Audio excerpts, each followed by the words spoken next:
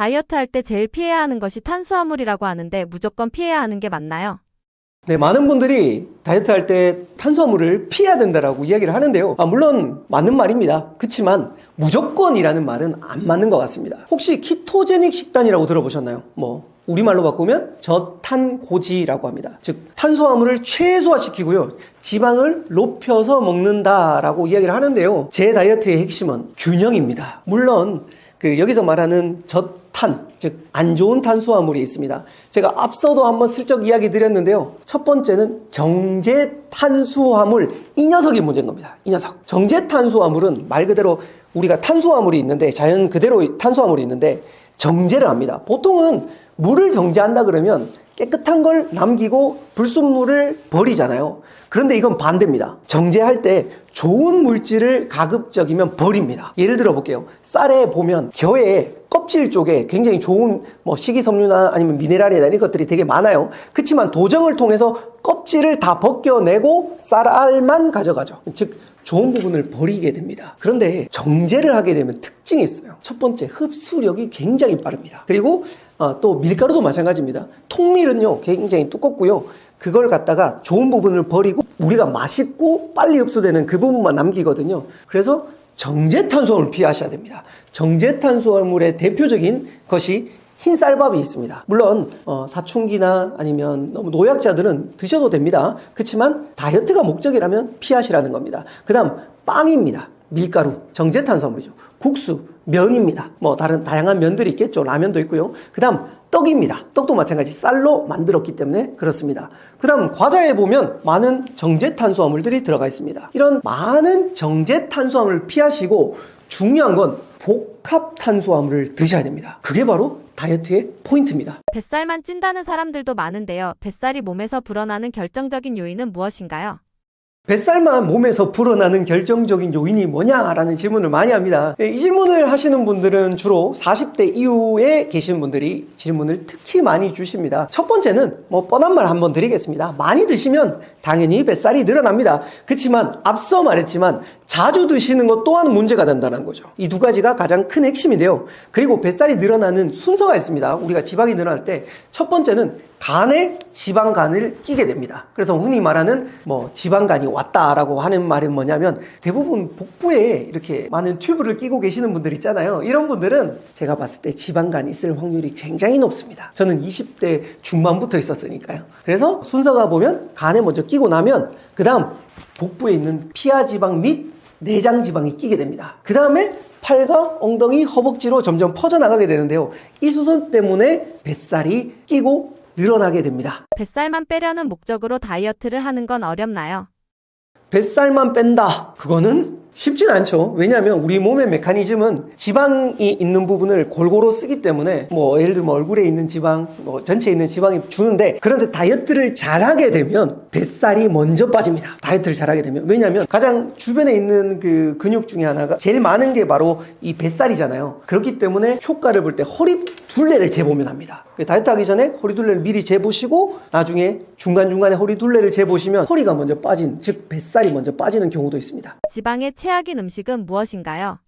지방의 최악인 음식이 뭐냐라고 물었을 때 저는 예전에는 이렇게 상식 없을 때는 이렇게 생각했어요. 지방을 많이 먹으면 나도 지방이 생긴다 라고 생각을 했는데 그게 아니었고요. 문제는 앞서 말했던 그 나쁜 음식 있죠. 설, 밀, 술, 티, 초, 나, 이 6가지를 먹게 되면 계속 몸에 좋지 않습니다. 설탕은 혈당 스파이크라고 요즘 많이 들어보셨을 겁니다. 혈당이 급격하게 올라가죠. 그럼 인슐린 저항성이 생깁니다. 인슐린 저항성이 생기고 나면 그 다음에는 즉 조금만 먹어도 살찌는 체질이 되는 거예요. 그래서 설탕을 많이 먹는 사람이 즉 지방이 많을 확률이 높다. 두 번째, 정제 탄수화물을 많이 먹는 사람이 지방에 많은 그걸 만들게 됩니다. 그 다음 술, 앞에 거 같이 먹게 되는 거죠. 그 다음 튀김, 나쁜 기름과 함께 술을 또 먹고 앞에 마찬가지 밀가루, 정제 탄수화물들이 항상 녹아져 있죠. 그 다음 초가공식품, 과자나 간식류를 중간중간마다 먹으면 정말 좋지 않습니다. 그 다음 나트륨은 상대적으로는 지방의 최악은 아니지만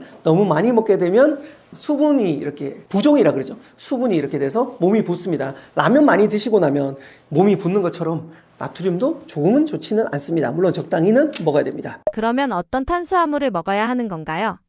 어떤 탄수화물을 먹어야 되냐라고 물으시냐면 한마디로 하자면 복합탄수화물, 정제되기 전에 있는 탄수화물을 드시는 게 베스트입니다. 예를 들자면 현미, 귀리, 콩류, 보리, 그 다음에 단호박, 고구마 이런 것들이 있는데 중요한 건 저는 이 책에도 넣어놨지만 탐색전을 하셔야 돼요. 입맛이라는 건 사람마다 다 다릅니다. 어떤 분들은 콩을 굉장히 좋아하는 분이 있는가 하면 어떤 분들은 콩밥을 되게 싫어하는 사람이 있어요. 어떤 분들은 현미를 먹으라 하면 꺼슬꺼슬해서 못 먹겠다라고 하시는 분이 있더라고요. 그때는 제가 아까 방금 말씀드렸던 많은 복합 탄수화물 중에 자기 입맛에 맞는 걸 찾으셔야 됩니다. 탐색전을 잘 하시는 게 다이어트를 쉽게 만드는 방법이고, 즉 여러분께 맞는 탄수화물을 드십시오. 복합 탄수화물, 그게 바로 핵심이고, 그걸 먹어보고 맛있으면 유지시키면 되고, 좀 힘들다 하시면 종종 드시고 그렇게 하시면 좋을 것 같습니다. 복합 탄수화물을 먹으면 어떤 원리로 다이어트에 도움되나요? 복합 탄수화물을 먹으면 어떤 원리로 다이어트에 도움이 되냐면, 첫 번째는 좋은 영양 성분이 있지 않습니까? 껍질이 있다 보니까 정제 탄수화물의 경우에 안 좋은 게 혈당 스파이크가 올라간다고 있지 않습니까? 먹으면 껍질이나 이런 부분이 없고 바로 혈당이 올라가게 됩니다. 그런데 복합 탄수화물을 먹으면 혈당의 상승폭이 상대적으로 적고 느리게 올라갑니다. 그게 바로 첫 번째 포인트고요. 두 번째는 포만감이 오래 갑니다. 즉 쌀이나 아니면 면 같은 것들을 먹으면 금방 배가 꺼진다 그러죠. 그 대신 혈당 빨리 올라가서 에너지는 올라가지만 빨리 배가 꺼집니다. 그렇지만 복합탄수화물을 먹게 되면 상대적으로는 포만감이 더 오래 갑니다. 세 번째, 이게 더 중요한데요. 장내 환경을 좋게 합니다. 제가 예전에 EBS에서 봤던 다큐멘터리가 있었는데요. 일란성 쌍둥이가 있었어요. 일란성 쌍둥이가 있는데 한 분은 살이 쪘고 한 분은 좀 날씬했어요. 이 두 사람은 물론 운동량도 약간의 차이가 있었는데 어떤 차이가 있는지 보니까 드시는 음식의 차이가 있었습니다. 제가 앞서 말씀드렸던 나쁜 음식을 많이 먹었던 동생 같은 경우에는 이 동생은 장내 세균을 마이크로바이옴이라고 하거든요. 장내 세균에 해균이 많았어요. 유해균이 많으니까 살찌는 체질이 된 거예요. 그런데 반대로 그 언니 같은 경우에는 유익균이 많았어요. 유익균이 많으면 상대적으로 다이어트, 즉 살이 잘 찌지 않는 체질이 된다는 거죠. 그래서 복합 탄수화물을 잘 먹게 되면, 저도 처음에는 유해균이 많았어요. 그런데 복합 탄수화물을 잘 먹고 나쁜 음식들을 최대한 피하면 장내 환경은 바뀌거든요. 그래서 저는 유익균이 많아지면서 살찌는 체질에서 벗어나게 되는 거예요. 그래서 복합 탄수화물은 잘 드시면 유익균이 증가돼서 그런 원리로 다이어트에 굉장히 많이 도움이 됩니다. 소화가 천천히 되는 음식이 다이어트에 좋다고 보면 되는 건가요? 소화가 천천히 되면 다이어트에 좋다.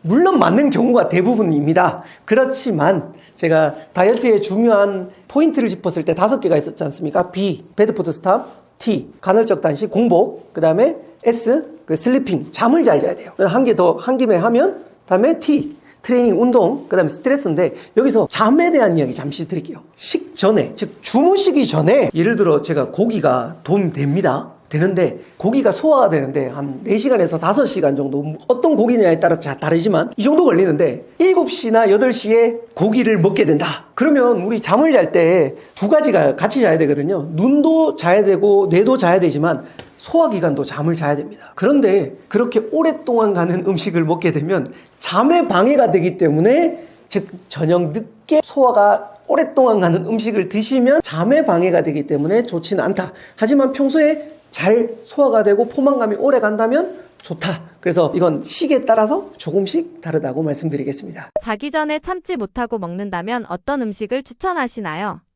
자기 전에는 어떤 음식이든 드시면 잠에 방해가 됩니다. 즉 소화기관은 쉬어야 되는데 쉬지를 못하기 때문에 자기 전에 먹어서 좋은 음식은 사실상 물 말고는 없다.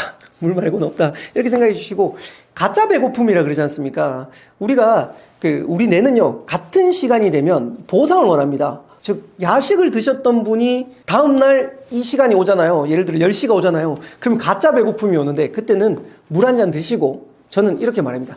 빨리 주무세요. 먹을 거 생각하잖아. 빨리 주무세요. 잘 자면 살 빠집니다. 저는 배고프면 빨리 자려고 그냥 누워버리고, 그리고 또 오히려 반대로 생각하세요. 자기 전에 뭔가 일을 해야 된다, 이렇게 생각하지 말고 자고 새벽에 일어나세요. 그럼 생산성이 훨씬 높습니다. 차라리 일찍 자고 새벽에 일어나면 생산성이 높지만, 자기 직전엔 여러분 누워서 폰 보시거나 딴짓 하시잖아. 그래서 시간대별로 공부를 하다 봤을 때도 저녁 시간을 활용하기보다 아침 시간이 좋기 때문에 빨리 주무시는 게 다이어트에 가장 도움된다. 그렇게 말씀드립니다. 잠자는 시간도 중요한가요? 잠은 7시간에서 8시간 정도는 주무셔야 돼요. 그러니까 12시에 주무시면 8시까지 자야 되는데 아침 출근을 못 하잖아요. 그렇게 되면 대부분 사람들은. 그래서 이제 보통의 출근 시간이 7시에는 일어나야 되기 때문에 11시 전에는 주무시라. 아니면 12시 전에는 주무셔야 되고 저는 몇 시에 자냐면 10시에 잡니다. 10시에 자서 거의 5시 반이나 6시에 일어납니다. 그럼 빨리 자버리는 거예요, 오히려. 저도 처음에 제가 그럴 줄 몰랐어요. 근데 10시에 자면 오히려 진짜 깨우네요. 근데 너무 많이 자면 또 단점이에요. 9시간 이상 자잖아요. 살찝니다. 연구 결과에 있어요. 너무 적게 자도 살찌고요. 너무 많이 자도 살쪄요. 방금 전에 제가 잠에 대한 소중함을 말씀드렸지 않습니까? 잠은 정말 중요한데 여기서 포인트는 너무 적게 자면 좋지 않습니다. 연구 결과 5시간 이전으로 주무시는 분들은 오히려 살이 쪘다라는 연구가 있었고요. 제일 좋은 시간은 7시간에서 8시간 사이를 주무시면 다이어트에도 도움되고 건강에도 도움된다는 연구 결과들이 굉장히 많았습니다. 그런데 9시간 이상 주무시면 오히려 다시 살이 찝니다. 그래서 항상 중요한 건 균형, 적당. 이게 가장 중요합니다. 그래서 잠은 양을 확보하셔야 되고요. 두 번째는 자기 직전에 드시게 되면 소화를 한다고 깊은 잠을 못 자잖아요. 또 하나 더 술을 드시게 되면 안 좋습니다. 커피도 잠을 잘 오지 않게 하기 때문에 만약 커피를 좋아하시는 분들이라면 저는 굉장히 좋아하거든요. 처음에는 저는 끊기가 어려워서 2시 이전까지만 마시고 그 다음부터는 물을 마시기 시작했고요. 가장 좋은 거는 반감기라고 합니다. 카페인 반감기 때문에 12시 이전까지만 커피를 드시는 걸 추천드립니다. 그렇다고 해서 너무 많이 드시면 안 되고요. 그래서 잠은 굉장히 중요하다. 양과 질을 함께 확보하는 게 정말 중요합니다. 작가님께서 추천하시는 다이어트 식단에는 무엇이 있나요? 추천하는 식단이 어떤 게 있냐라고 이야기했을 때 제일 중요한 것은 입맛입니다. 맛있어야 됩니다. 많은 분들이 다이어트를 실패하는 이유 중에 하나는 그 음식이 맛없기 때문입니다. 첫 번째는 가장 자신에게 맞는 음식을 찾으셔야 됩니다. 다른 말로 탐색전, 앞서 말씀드렸죠. 그 다음 두 번째는 컬러푸드라고 하거든요. 탐색을 거친 다음에 저 같은 경우에는 양상추 냄새가 별로 많이 안 나요. 그리고 저는 약간 살짝 아삭아삭한 걸 좋아합니다. 아삭아삭한 거. 그 다음 브로콜리를 먹어봤는데 생각보다 맛있더라고요. 아마 제 말에 이해 못하시는 분들이 훨씬 많을 거예요. 그런데 의외로 브로콜리가 저는 맛있었어요. 그런데 저는 파슬리는 저하고 안 맞아요. 향이 이게 느낌이 있는데 좀 뭔가 이렇게 안 맞아요. 그렇다면 색깔을 한번 보겠습니다. 파프리카 약간 붉은색, 노란색, 그 다음에 초록색, 거기다가 검정색 뭐 깨라든지 아니면 콩이라든지 이런 것들 넣고 컬러푸드를 하면 좋고요. 진짜 중요한 건 여러분들이 힘들이지 않고 드실 수 있는 식단이어야 합니다. 포인트는 오랫동안 가야 되는데요. 저는 이걸 탐색을 통해서 이제 디폴트 값이라 그러죠. 혹시 여러분 이런 생각합니까? 점심 뭐 먹지? 저녁 뭐 먹지? 생각 많이 하시죠? 저는 그 생각 안 합니다. 왜? 이제 디폴트예요. 그냥 양상추에 다음에 제가 브로콜리가 있으면 브로콜리 먹고 없으면 파프리카 이걸 먹습니다. 이거 그냥 기본값이에요. 그 다음에 이제 단백질 종류 중에 전 닭가슴살 제가 원래 좋아하기 때문에 그냥 전자레인지 돌려가지고 먹으면 돼요. 간편해야 돼요. 전 좋아하니까. 닭가슴살 싫어하는데 억지로 드시지 마세요. 차라리 두부를 드시든다거나 뭐 버섯이라든지 다양한 걸 찾아보세요. 제일 중요한 거 요리할 때 시간이 오래 걸리면 즉 에너지 소모가 크잖아요. 그럼 오래 못 가요. 그래서 다시 정리하자면 내 입맛에 맞아야 되고 컬러 푸드면 좋고 그 다음에 하는데 너무 어렵거나 이런 건 좋지 않습니다. 즉 우리 주변에서 구할 수 있는 쉬운 재료를 찾는 게 진짜 중요합니다. 살 안 찌는 체질로 바꾸는데 간헐적 단식이 결정적인 역할을 하나요? 제가 BTS 다이어트에서 물론 나쁜 음식 안 먹는 것도 중요하지만 언제 먹느냐가 정말 중요하더라고요. 음식을. 간헐적 단식이라는 게 체질을 바꾸는데 굉장히 도움된다는 이야기가 많았습니다. 일단 첫 번째는 인슐린 저항성을 개선시킵니다. 인슐린이 끊임없이 계속 작용을 하게 되면 인슐린이 저항성이 걸려요. 다른 말로 작동을 잘 하지 않습니다. 그런데 간헐적 단식으로 인슐린을 쉬어주면 그게 개선돼서 오히려 좋아지고요. 살이 빠지게 되면 지방간이 오히려 수치가 떨어집니다. 저 같은 경우에 그렇게 됐거든요. 그 대신 간헐적 단식을 할 때 무작정 굶으면 안 돼요. 이게 핵심이에요. 무작정 굶으라가 아니에요. 끝나고 나서 잘 먹는 게 핵심이에요. 잘 먹어야 돼요. 여기서 말하는 잘 먹는다는 건 첫 번째, 하루 영양소가 가득 차게 먹어야 돼요. 두 번째, 양으로 쳤을 때 포만감 있게 잘 드셔도 됩니다. 단 나쁜 음식으로 드시면 안 돼요. 그리고 또 하나가 있는데 2016년도에 노벨 생리학상을 받은 오스미 요시노리라는 사람이 있었거든요. 그분이 한 말 중에 하나가 뭐냐면 오토파지라고 합니다. 오토파지라고 들어보셨나요? 요즘 워낙 유명한데요. 우리말로 하면 자가포식이라는 게 있는데 우리 몸에는 뭐 오래된 단백질 세포 이런 것들이 있고요. 조금 안 좋은 세포들 있잖아요. 그러면 우리가 몸에서 어떤 영향이 일어나냐면 처음에는 포도당을 쓴다 그랬잖아요. 근데 우리가 에너지가 없잖아요. 물론 글리코겐과 지방에서 쓰긴 합니다. 그런데 또 하나가 뭐냐면 안 좋은 세포를 다시 에너지원으로 돌립니다. 쉽게 표현드릴게요. 재활용하는 겁니다. 분리수거하는 거예요. 나쁜 단백질이나 아니면 이런 것들을 분리수거하면서 오히려 체질 개선이 됩니다. 그래서 간헐적 단식하는 분들의 특징 이야기를 드리자면 정신이 맑아진다. 이해되세요? 난 처음에 이해가 하나도 안 됐어요. 저는 지금은 이해돼요. 간헐적 단식을 하게 되면 몸이 가볍다. 이게 바로 자가포식 이 원리 때문에 굉장히 좋고 인슐린 저항성하고 담 안 물려서 체질이 개선되는데 도움이 됩니다. 사람마다 다이어트 방법이 다 다를 것 같은데 나에게 맞는 다이어트 방법을 확인하는 기준도 있을까요? 다이어트 방법 중에 자신한테 맞는 걸 골라라라고 하면 제가 책 제목을 이렇게 썼는데 여러분 의심하고 계시죠? 진짜 다이어트가 쉬워? 정말이야? 거짓말하지 마? 아마 이런 생각 하셨을 거예요. 저도 그렇게 생각했어요. 저도. 그런데 전 진짜 쉬워요. 왜? 디폴트 값이에요. 생각을 안 해도 돼요. 저는 막 다이어트를 오늘 해야지, 뭔가 간헐적 단식을 해버려야겠다 이런 생각을 안 해요. 그냥 몸에 배어 있어요. 그래서 쉬운 거예요. 김종국 씨가 운동이 쉽잖아요. 근육량도 많고 맨날 하니까. 저도 맨날 하니까 쉬워진 건데 포인트가 있어요. 첫 번째, 건강해야 됩니다. 건강을 해쳐가면서 다이어트를 하면 요요 현상으로 다시 돌아옵니다. 이건 절대 해서는 안 돼요. 오히려 더 기존에, 즉 다이어트 하기 전 몸보다 더 나빠져 버립니다. 그래서 건강하게 다이어트 하는 게 1번 핵심입니다. 두 번째는 제가 쉽게 하라 그랬죠. 저는 해보니까 저탄고지는 저는 안 돼요. 왜냐하면 지방 먹어봤는데 올리브유 느끼해서 못 먹겠더라고요. 뭐 어떤 분들은 괜찮은 분이 있어요. 사람마다 다른데 어떤 분들은 쉽다 그래요. 그러니까 쉬워야 돼요. 반대로 저는 간헐적 단식은 저한테 굉장히 쉬웠어요. 표현하자면 이렇습니다. 여러분, 점심 드시는 게 쉬워요? 점심 안 드시는 게 쉬워요? 예전에 저는 먹는 게 쉽다 였어요. 그런데 하다 보니까 안 먹는 게 쉬워요. 아니, 요리해야 되죠. 찾아 나가야 되죠. 밖에 나가야 되죠. 시간 써야 되죠. 뭐 먹을지 생각해야 되죠. 안 먹는 게 더 쉽다니까요. 그거예요. 그래서 두 번째는 쉬워야 돼요. 본인한테.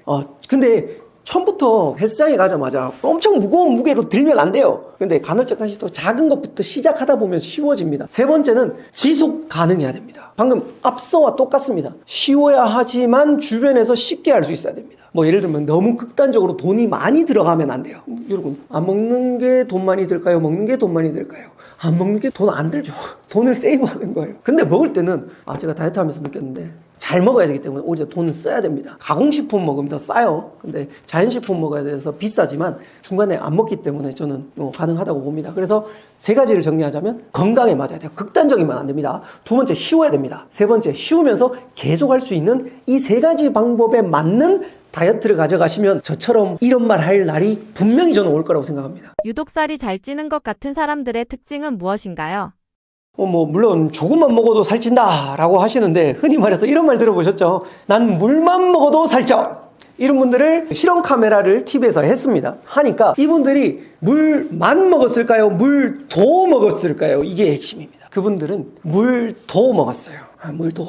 즉 자기는 물만 먹어 살찐다라는 체질이 있는데 물론 인슐린 저항성에 걸리면 살이 찌는 체질이 되긴 합니다. 장애에 유해균이 있으면 살이 찌는 체질이 있긴 한데 특징은 물론 많이 먹는 거 맞습니다. 그렇지만 앞서 말했던 대로 적게 먹는데 자주 먹는 거예요. 그 원리를 모르니까. 자주 먹으면 살이 빠지지 않습니다. 물론 살이 황창 찌진 않지만 살이 빠지지 않기 때문에 축척만 일어나는 메커니즘이 일어납니다. 그래서 많이 먹는 거, 그 다음에 자주 먹는 거. 또 하나 더 안 움직입니다. 안 움직여요. 즉 물론 우리가 말하는 여기서는 운동 열심히 해야 된다. 물론 그렇게 하면 좋겠지만 그분들은 누워있거나 앉아있는 시간이 많아요. 상대적으로. 의자 중독이라고 하거든요. 그래서 앉아있거나 누워있는 시간이 많으신 분들이 또 살이 찌는 체질이 되기도 합니다. 살 안 찌는 체질로 바뀌려면 어떤 점부터 바꿔야 하나요? 많이 먹어도 살 안 찌는 체질이라는 게 과연 있을까요? 물론 정정 있긴 하지만 코끼리도 풀만 먹어도 그 덩치를 유지하지 않습니까? 너무 많이 드시면 안 됩니다. 그렇지만 여기서 포인트는 우리가 평소에 먹는 것보다 조금 더 먹었을 때도 살 안 찌는 체질이 있습니다. 제가 아까 BTS는 미리 말씀을 다 드렸죠. 그래서 나쁜 음식을 안 먹고 그 다음에 간헐적 단식을 통해서 인슐린 저항성을 개선하는 게 첫 번째 체질 개선의 첫 번째고요. 두 번째는 근육량을 증가시키면 됩니다. 그래서 운동하라 그랬잖아요. 다이어트에서 운동은 중요합니다. 근육량이 늘어나게 되면 글리코겐이 훨씬 더 축적이 많고요. 그 다음에 평소에 쓰지 않는 기초 대사량이 늘어나기 때문에 근육량을 증가시키면 드셔도 살이 안 찌는 체질이 됩니다. 그 다음 또 하나는 뭐냐면 비운동 활동량을 증가시키는 거죠. NEAT라고 들어보셨나요? NEAT라고 하는데요.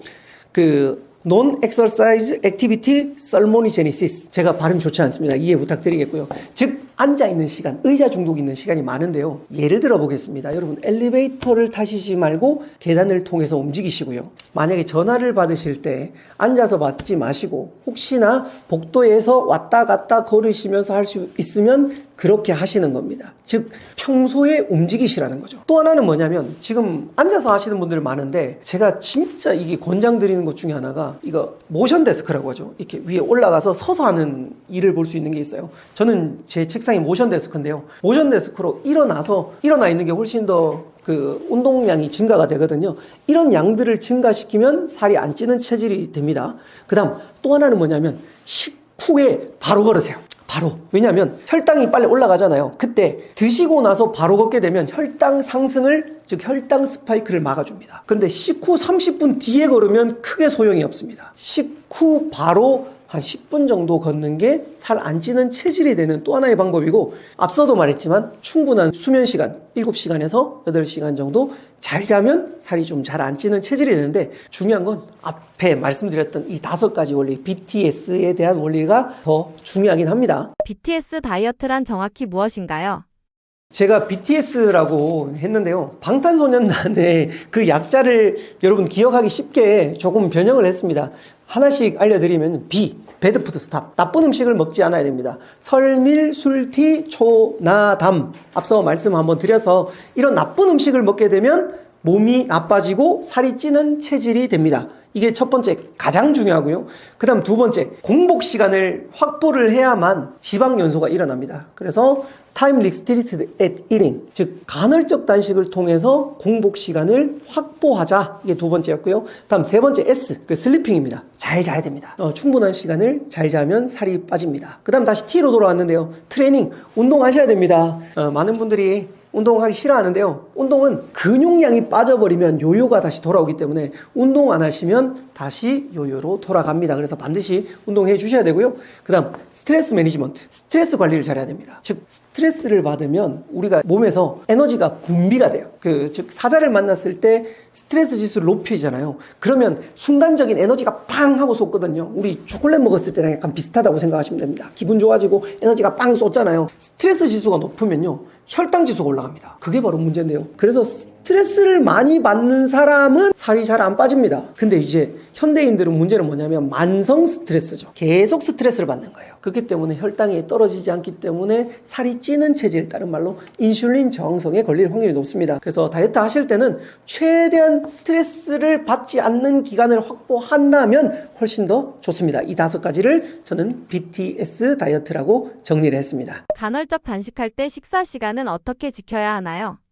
간헐적 단식을 하실 때 추천하는 게 있냐라는 말씀을 하시는데, 제일 쉬운 것부터 말씀드리겠습니다. 16대8 간헐적 단식 다들 들어보셨을 겁니다. 16대8은 크게 2가지가 있는데요. 어제 저녁 먹고 오늘 아침을 안 먹고 점심을 먹는, 즉 점심 이후에는 한 3끼로, 즉 점심, 중간, 그리고 저녁을 다시 먹는 게 아침을 건너뛰는 16대8 방식이 있습니다. 상대적으로 이게 쉽습니다. 조금 더 효과를 보고 싶다 하시는 분들은 저녁 건너뛰기를 쓰시면 됩니다. 예를 들어 아침 드시고 점심을 오후 1시경에 보통 드시지 않습니까? 그 다음부터 시작해서 저녁을 건너뛰고 다음날 아침 7시경, 6시경에 드시면 되겠습니다. 이게 있는데 효과 측면에서는 저녁 건너뛰기가 훨씬 더 효과가 있습니다. 그런데 해보니 저녁에는 이벤트가 많이 일어납니다. 친구도 만나야 되고 가족들끼리 식사도 해야 되고 이런 앉은 자리에서 피하기가 어렵기 때문에 해본 결과 저는 아침 건너뛰기가 훨씬 쉽다. 아침만 안 먹으면 됩니다. 여기서 또 포인트는요. 드셔야 할 시간에 충분한 영양으로 충분한 양을 드셔야 됩니다. 이게 포인트예요. 이거 놓치시고 가시면 절대 안 된다. 이걸 몸에 장착하시잖아요. 이거 되게 쉬워졌어요. 저는 2주를 이야기하거든요. 2주 정도 했는데 크게 문제가 없어. 되게 편해. 그때 제가 추천드리는 건 23대 1. 즉 하루를 안 먹는 거예요. 1일 1식이라고 표현을 하는데 그분과의 약간 다른 점은 1일 1식인데 23대 1이라고 표현하겠습니다. 1시간 정도는 드셔야 되거든요. 어제 저녁을 먹었으면 오늘 저녁 때까지 아무것도 안 먹는 거예요. 되게 어려울 것 같죠? 저 또한 마찬가지 그렇게 생각했어요. 우와, 그거 어려워서 어떻게 하지? 그런데 16대 8을 몸에 익히시잖아요. 제가 이거 하고 깜짝 놀란 게 이겁니다. 원래 안 먹었잖아요. 한 끼만 안 먹으면 되네? 쉽네? 이게 들 거예요. 진짜입니다, 이거. 제가 어제 저녁 먹고 지금 오후 3시가 넘었죠. 오후 3시 지금 반을 지나고 있는데요. 배가 안 고파요. 왜냐면 저는 쉬우니까요. 저는 쉽다니까요. 왜냐면 23대 1도 저는 일주일에 한 번 내지 2번 하는 게 어렵지 않아요. 저는 이제 쉬운데 처음부터 이렇게 하지 마시고 16대 8이 적응이 됐을 때 일주일에 한 번 정도 다이어트 난 진짜 다이어트가 목표다 하면 2번 정도 하시는데 마찬가지 정말 잘 드셔야 됩니다. 더 어렵습니다. 진짜 채소 많이 드셔야 되고요. 포만감 있게 영양가가 없을 정도로 잘 드셔야 됩니다. 드실 때. 이게 바로 포인트이기 때문에 절대 건강을 해쳐가면서까지 간헐적 단식은 하지 말라. 그렇지만 해본 결과 저는 다이어트에도 도움됐는데 건강에도 도움됐고 체질 개선에도 도움됐다. 이렇게 말씀드리고 싶습니다. 네, 제가 동기부여 강사이기도 하고 12만 유튜브를 운영하면서 많은 분들과 이야기를 나누었어요. 그런데 다이어트가 어렵다고 상담을 해주신 분들이 진짜 많았어요. 물론 저 또한 어렵습니다. 그렇지만 제가 이 책에 그 63가지 팁을 넣어놨거든요. 그 팁 하나하나씩 본인에게 맞는 걸로 적용하시고 활용하시다 보면 어느 순간 쉬워집니다. 운동도 마찬가지인데요. 처음 가서 큰 무게를 들면 어렵잖아요. 근데 작은 무게로 적응하는 게 너무너무 중요합니다. 그래서 만약에 여러분들이 다이어트가 목표라시면 이 책을 통해서 다이어트에 조금 더 쉽게 그리고 언젠가는 저처럼 이런 이야기를 하실 거라고 생각합니다. 그리고 가장 중요한 건 다이어트라 적고 건강이라 읽으셔야 됩니다. 비만을 통해서 굉장히 안 좋은 병들이 발생이 됩니다. 당뇨, 고지혈증, 고혈압, 나중에 이제 점점 심해지면 암까지 유발이 되는데요. 그런데 다이어트를 통해서 지금부터 다이어트를 통해서 건강을 잡아가신다면 나중에 병도 안 오시고 나중에 여러분들이 더 즐거운 삶을 사실 수 있을 거라고 생각을 합니다. 2026년 다이어트 성공하셔서 웃는 얼굴로 다시 뵙도록 하겠습니다.